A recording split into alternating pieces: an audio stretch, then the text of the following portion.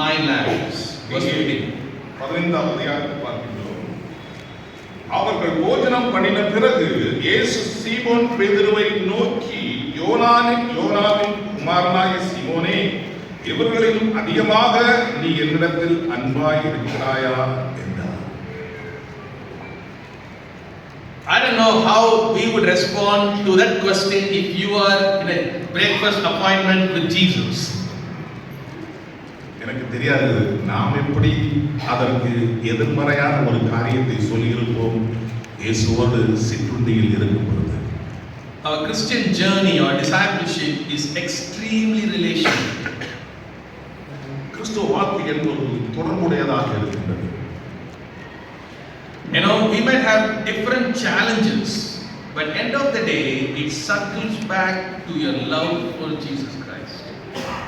நம்முடைய வாழ்க்கையில் பல பிரச்சனைகள் சுழன்று கொண்டே இருக்கலாம், ஆனால் கடைசியாக சுற்றி முடிவது தேவனிடத்தில் உள்ள உறவு முறைகளாக.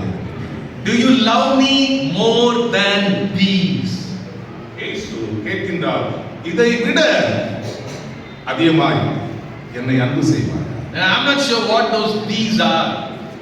I don't know whether Jesus was talking about the net, the fish, his fisherman career, or the people who were sitting with him in the breakfast, but there was something that is taking a higher priority in his life. எனக்கு தெரியாது தேவன் எதை சுட்டி காட்டினார் என்று. ஒருவேளை மீன் வலையா இல்லது மீனா அங்கிருந்த மக்களா எது என்று தெரியவில்லை.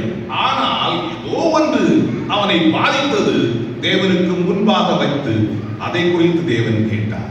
Now what is fascinating about your love for Jesus is the moment you love something else more than Jesus, your love for Jesus start going cold.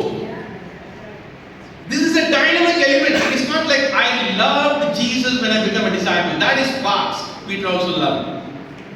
The question is, anytime anything else becomes more important to you than Jesus, the direct impact is your love for Jesus is going to grow cold. ஒன்றை புரிந்து கொள்ள வேண்டும் சகோதரர்களே, எதுவாக இருந்தாலும் சரி நம்ம கிறிஸ்தவ வாழ்க்கை இயேசுவை விட எந்த ஒரு காரியமும், அதாவது எந்த ஒரு காரியத்தையும் இயேசுவை விட முன்னாக வைத்தால் தேவனுடைய அன்பு குறைந்து போகின்றது. பேதுருவுக்கும் ஒரு ஒரு சிறப்பான ஒரு வாழ்க்கை இருந்தது, நம்மை போல நாமும் ஏற்படுத்ததை போல இருந்தது. ஆனால் எது இயேசுவை விட நாம் நேசிக்கின்றோமோ தேவனுடைய அன்பு குறைகின்றது. I'm not sure. It could be a spouse. Your spouse. ஒருவேளை உங்களுடைய மனைவியா இருக்கலாம். It could be your children. உங்களுடைய பிள்ளைகளாக இருக்கலாம். It could be a job. ஒருவேளை உங்கள் வேலைகளாக இருக்கலாம். It could be even the ministry that you do. ஒருவேளை நாம் செய்கின்ற தேவனுக்கு காரியங்களாக இருக்கலாம்.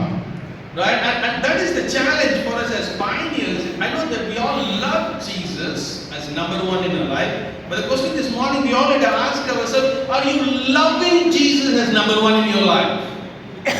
Right? What is competing with you? The moment you put something else there, you know that your heart is going to sink for Jesus. நாம் முன்னோடியாக நாம் இருந்து கொண்டிருக்கின்றோம், ஆனால் நம்முடைய வாழ்க்கையில் நாம் எதை முன்பாக வைத்துக் கொள்கின்றோம்? எது தேவனோடு போராடுகின்றது? எதை தள்ளி வைக்க விரும்புகின்றோம்? எதை நாம்